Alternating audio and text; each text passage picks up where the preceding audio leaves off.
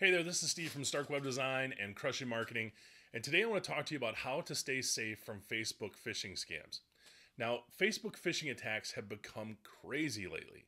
These hackers are finding more and more creative ways to get page owners to give up their login information and even their financial information. Now, I'm an admin for several dozen of my clients' Facebook pages. And so I see these attacks on nearly a daily basis. So unfortunately, one of my clients, who I'm not an admin for, was recently tricked by one of these Facebook messages that said his page was set for deletion. And through this process, and I'm going to show you how they do this and how this works, they actually ended up getting into his account, stole his credit card and his debit information, and started to make charges on his accounts. And so this is super scary stuff, because this can really get out of control fast if you're not on top of your financials. Luckily, my client he got those cards canceled. He got the fraudulent charges wiped away, and he's good to go. He's got everything secure now. But it is really scary, and if you don't know what's out there as far as these kind of phishing attacks, then it's really hard to not get tricked by these really elaborate hacking scams. So let's take a look at how this happens. All right, so the attackers start by sending a message. Sometimes this is in an email. Sometimes this is in a Facebook Messenger message, which is what I've been seeing more lately. And what it'll say is your Facebook page is scheduled for permanent deletion. This is one of these types of messages. Sometimes it'll say, that you need to contact them about violating their terms. There's different things, but this scheduled for permanent deletion seems to be one of the more popular ones.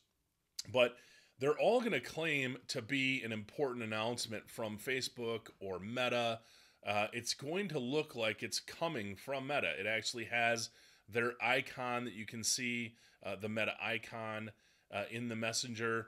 So if you're not really paying close attention, then this can really be a problem, right? So regardless of what type of message it is, these messages are always going to have links inside them. All right, so the attackers will have a link in the message that says that it allows you to request for review, like it says in this email, or request an appeal, whatever it might be. It's going to entice you to click on that link to try and save your page.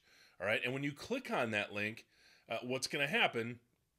For instance, in this specific message, it's going to take you to a page that looks like this: Meta Business Support at 2023. It has Meta support team, so they're trying to put Meta on the page multiple times. All right, and then when you click this request for review, what you're going to get is a form that looks something similar to this. And and again, these look very professional. They look like, it has Meta on the page. It's got the Meta icon different places, and it looks like a very professional page. It actually has a Meta privacy policy that if you click on it, it'll take you to a page that looks like it's coming from Facebook. So what they're going to do is they're going to take, in this case, they ask who is the page owner. They want to know your email. They want to know your phone number. And then they ask a few other different information. I don't know why they would ask you traveled within the last 60 days. It's crazy. And then it asks you to put in your appeal. And when you click submit, this sends this information to them. Now, some of these forms are a little more elaborate, and they'll actually ask for you to log in, and those logins are fake.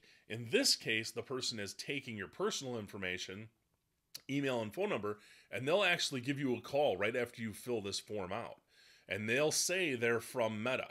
The background sound that will sound like it, they're in like a tech support center. And what they're going to do is eventually they're going to try and get your login information. They may say, oh, I need to verify your account. Please give me your username or the email that you use to sign up for Facebook and your password. So this is how they steal that information. And once they have it, again, they can log into your account. They can access, if you have an ad account attached to your page, they can access your payment information, your credit card information. Sometimes they will ask for credit card information to verify. So you really have to be careful and not share your information. So let's talk about a few ways that we can help avoid these phishing attacks. All right. So when we look at this message, and again, you could get this in an email. This specifically came from a Facebook message. But one of the things you want to do is look closely at the URL. So this is HTTPS, and then it's bio.site. That is not a Meta or Facebook site. It doesn't say facebook.com. It doesn't say Meta. All right. This front of the URL, which is the base domain, the root domain, is what you want to look at.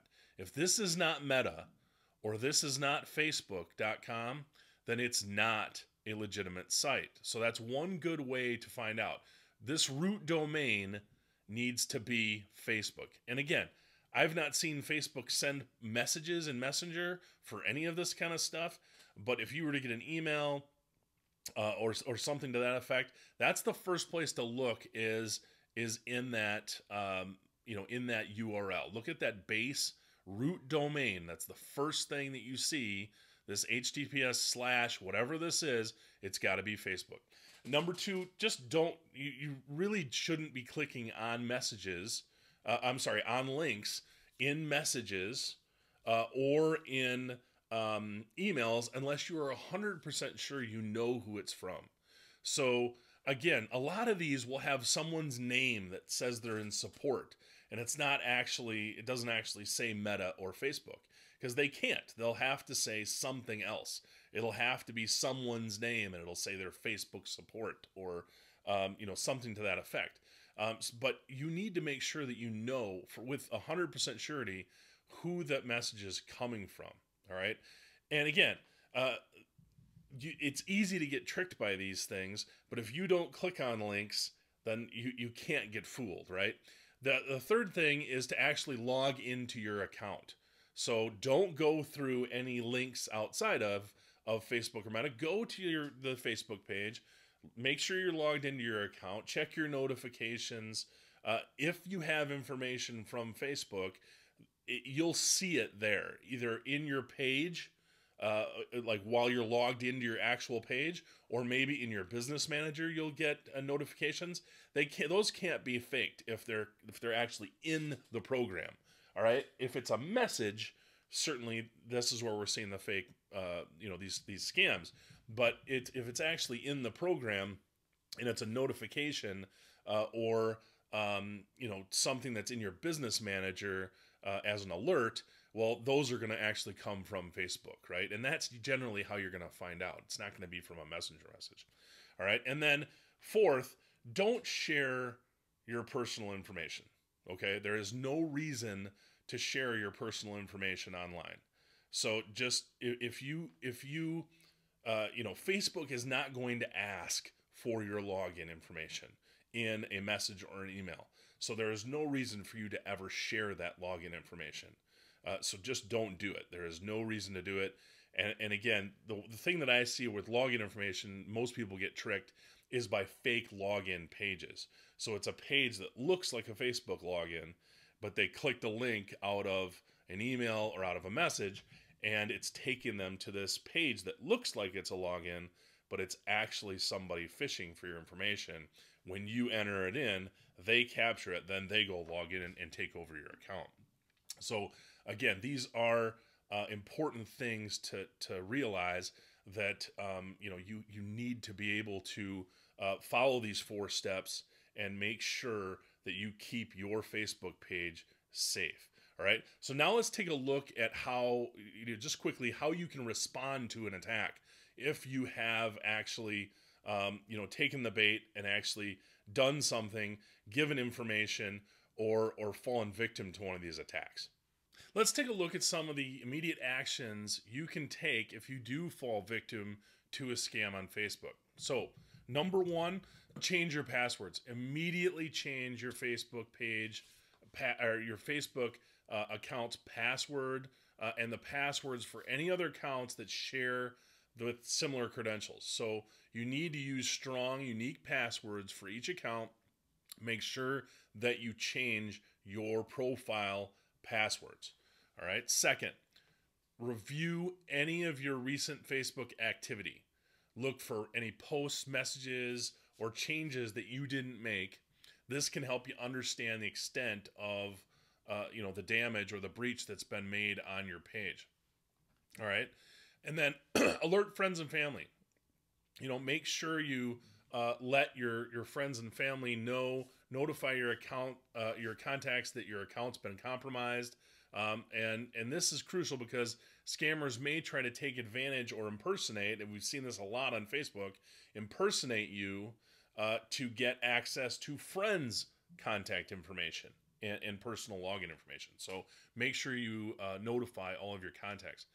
Also, report to Facebook. Use Facebook's reporting feature to inform them of a phishing attempt. This helps them take actions to prevent further scams. So the more they know, the more they're able to, help prevent these things. Okay. And then scan for malware. So make sure that you try and scan your device with an antivirus program. I like ESET, ESET. I think that's a great one. But this will help, keep your computer or your device safe from attackers. Because a lot of times these phishing attacks, if you give them access to your computer, give them login information, maybe you do a remote session with them, they'll actually put software that monitors your computer on your machine. And that's really scary, right? Contact your financial institutions.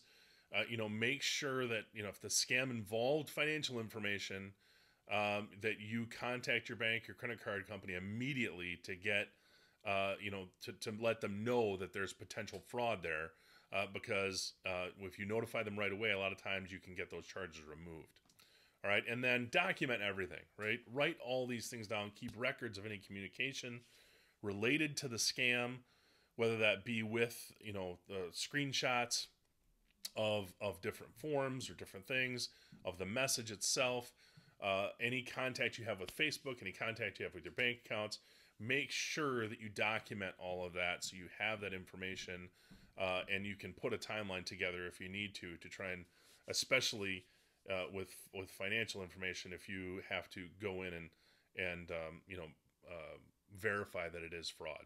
So I hope you got some value from this video. Again, be safe out there. If you have any question, make sure you don't click. If you have scams that you've seen that you want to share with me, I'd love to see them. The more we share, the more we keep others safe. So I hope you got some value out of this. If you did, please like, comment, and share. Otherwise, we'll see you next time. Bye-bye.